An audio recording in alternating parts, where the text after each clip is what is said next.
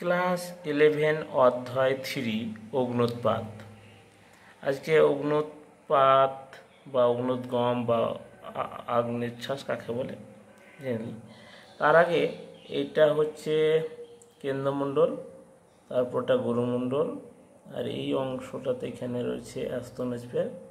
দিয়ে দেখো এই অ্যাস্তনোস্ফিয়ার গুরুমণ্ডল থেকে লাভা বাইরে বেরিয়ে আসছে, বেরিয়ে আসছে আর ভিতরের কোনো ফাটলের মধ্যে যাচ্ছে, বিভিন্ন রকম ভূমিরূপ তৈরি হচ্ছে। তাহলে এটা হচ্ছে ফাটল বা ছিদ্র, এটা এটা ভূপৃষ্ঠ, উপরটা ভূপৃষ্ঠ, এইটা গোটাটা হচ্ছে ভূত্বক, এটা গুরুমণ্ডল, আর এটা কেন্দ্রমণ্ডল। তাহলে এই গুরুমণ্ডলে কী হচ্ছে, ম্যাগমা, গ্যাস, ধোঁয়া, বাষ্প ইত্যাদি ভূ অভ্যন্তরে থাকছে। তখন এই ফাটল বা দুটো অংশ দিয়ে বেরিয়ে আসছে, যে কোনো ভূত্বকের মধ্যে কোনো প্রবেশ করে থেকে যাচ্ছে, আর নাহলে ভূপৃষ্ঠের বাইরে বেরিয়ে আসছে। তাহলে কাকে বলে দেখে নিই। যে প্রক্রিয়া ভূ অভ্যন্তরে, এই দেখো এই ভূ অভ্যন্তরে উত্তপ্ত পদার্থ এখানে গরম হয়েছে, উত্তপ্ত হয়েছে, কি ম্যাগমা, গ্যাস, ধোঁয়া, বাষ্প। এখানে ম্যাগমা, গ্যাস ও ধোঁয়া বাষ্প হয়ে আছে। ভূত্বকের কোনো ফাটল বা ছিদ্র পথ দিয়ে, দেখো এটা ভূত্বকের ফাটল বা ছিদ্র পথ দিয়ে ভূপৃষ্ঠে নির্গত হলে, এই দেখো এই ভূপৃষ্ঠে বাইরে এলে, এই যে বাইরে বেরিয়ে এলে নির্গত হয়ে জমা হয় বা ভূত্বকের অনুপ্রবেশ করে ও বিভিন্ন ভূমিরূপ গঠন করে। তা অনেক রকম ভূমিরূপ গঠন, তা আগেও ভূমিরূপনা দিয়েছিলাম, যেমন ডাইক, সিল ইত্যাদি ভূমিরূপ গঠন হয়, তাকে বলা হয় অগ্ন্যুৎগম বা অগ্ন্যুৎশ্বাস। নামকরণ কী করে হলো, রোমান পুরাণে আগুনের দেবতা ভলকান এর নামানুসারে অগ্ন্যুৎগমকে ভলকানিজম বলা হয়। এই অগ্ন্যুৎপাত তিনটে আকারে বেরিয়ে আসে, গ্যাসীয়, তরল আর কঠিন আকারে বেরিয়ে আসে। বৈশিষ্ট্য, এটি আকস্মিক আলোড়ন বা অন্তর্জাত প্রক্রিয়া। ঊর্ধ্বমুখী পরিচলন স্রোত, এখানে পরিচলন স্রোত রয়েছে উপরের দিকে ওঠার জন্য। ম্যাগমা উদ্গীরণের প্রধান কারণ। ভূপৃষ্ঠের দুর্বল স্থান হলো পাত সীমানা, যেখানে এখানে ভূপৃষ্ঠ দুর্বল স্থান, এইটাই হচ্ছে সীমানা, এটা দিয়ে বেরিয়ে আসবে। তাই পাত সীমানা দিয়েই ম্যাগমা অগ্ন্যুৎগম ঘটে। ভূগর্ভে থেকে লাভা উদ্গীরণের ফলে আগ্নেয়গিরি সৃষ্টি হয়। তাহলে এখান থেকে লাভা বেরিয়ে আসার ফলে এখানে আগ্নেয়গিরি সৃষ্টি হয়। এবার অগ্ন্যুৎপাত জাত পদার্থগুলো তিনটি পদ্ধতিতে বেরিয়ে আসে, গ্যাস, তরল আর কঠিন।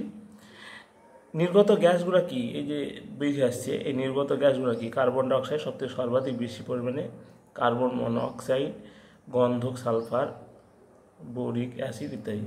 এই যে পদার্থগুলো তিনটে আকার, গ্যাসীয়, যেটা বায়বীয়, তরল, কঠিন। তা প্রথম চলে আসছে শুধু বায়বীয় সম্পর্কে, এই যে গ্যাসগুলো বেরিয়েছে, তো নানা গ্যাসীয় পদার্থ কালো ধোঁয়ার সঙ্গে জ্বালামুখ থেকে ফুলকপির আকারে আকাশে ছড়িয়ে পড়ে। জলীয় বাষ্প, বিভিন্ন গ্যাস এতে থাকে, এদিকে এসে কালো রঙে মেঘে ছড়িয়ে পড়ে। এবার জলীয় বাষ্প সম্পর্কে, জলীয় বাষ্প পরিমাণ বেশি, এটা দিয়ে জলীয় বাষ্প পরিমাণটা বেশি হচ্ছে, জলীয় বাষ্প পরিমাণ প্রায় 60 থেকে 90%। এর ফলে অগ্ন্যুৎগমের কাছাকাছি প্রচুর বৃষ্টিপাত হয়, এর ফলে এর ঠিক কাছাকাছি এইসব এলাকাতে মেঘে প্রচুর বৃষ্টিপাত ঘটায়। ভৌমজল, ম্যাগমা বাষ্প হলো এর উৎস। এই ভৌমজলের বাষ্প আর হচ্ছে ম্যাগমার বাষ্প, এইটাই হচ্ছে মেন উৎস। এবার গ্যাসগুলো চলে যায়। গ্যাস সব থেকে কার্বন ডাইঅক্সাইড এর পরিমাণ বেশি, আগেই বললাম কার্বন ডাইঅক্সাইডের পরিমাণ বেশি। বৈশিষ্ট্য অনুসারে গ্যাসগুলোকে 4টে ভাগে ভাগ করা হয়, বিভক্ত করা হয়, যেমন হচ্ছে ফিউমারোল, সলফাটারা, মফিতি আর সাফিয়নি। ফিউমারল হচ্ছে 180 ডিগ্রি সেন্টিগ্রেডের বেশি, সালফারটা হচ্ছে 100 ডিগ্রি থেকে 180 ডিগ্রির মধ্যে, মফিতি 100 ডিগ্রির কম, আর সাফিয়নে হচ্ছে শুধুমাত্র বোরিক অ্যাসিড নির্গত হবে। দেখলি ফিউমারল 180 ডিগ্রি সেন্টিগ্রেডের বেশি উষ্ণতাযুক্ত জলীয় বাষ্প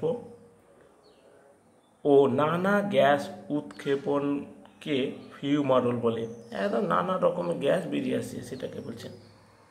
যেমন মার্কিন যুক্তরাষ্ট্রে আলাস্কার কাটমায় অনেক ফিউমারল দেখা যায়। একে আবার 10 সহস্র ধূম্র উপত্যকা বলা হয়। কাটমা পৃথিবীর সব থেকে বড় ফিউমারল।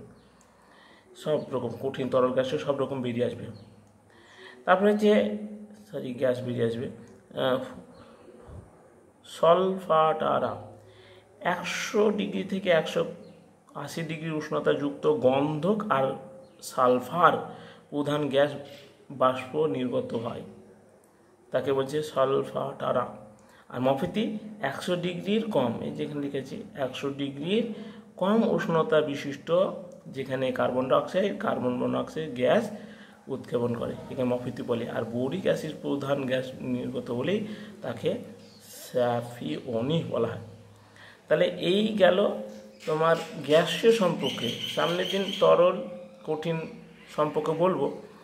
আরেকবার ছোট্ট করে বলে দিই যে পৃথিবীর ভিতর থেকে কোনো দুর্বল ফাটলের মধ্য দিয়ে যখন বাইরে বেরিয়ে আসবে, যে বিভিন্ন ভূমিরূপ তৈরি হবে, সেটা হচ্ছে অগ্নুদ্গম। অগ্নুদ্গম 3টি ভাগে বেরিয়ে আসে কঠিন তরল গ্যাসীয় আকারে। অগ্নুদ্গম হচ্ছে আকস্মিক অন্তর্জাত প্রক্রিয়া, ঊর্ধ্বমুখী পরিচন স্রোত রয়েছে, প্লুম বলা হয়। 5 সীমান্তে ঘটে থাকে, এর ফলে আগ্নেয়গিরি সৃষ্টি হয়। আর 3টি আকারে বেরিয়ে আসে গ্যাস, তরল আর বাষ্প। তার মধ্যে গ্যাসের মধ্যে সব থেকে কার্বন ডাইঅক্সাইডের পরিমাণ বেশি। বাস এই হলো এখানকার গ্যাসগুলির সম্পর্কে বললাম। এখান থেকে কিছু প্রশ্ন দিয়েছি, তোমরা করবে, দেখে নাও। এগুলো থেকে কিছু প্রশ্ন দিয়েছি, এখন আমি সামনেদের উত্তর করে দেবো, তোমরা যা পারবে করবে। এইখান থেকে প্রশ্ন দেওয়া আছে।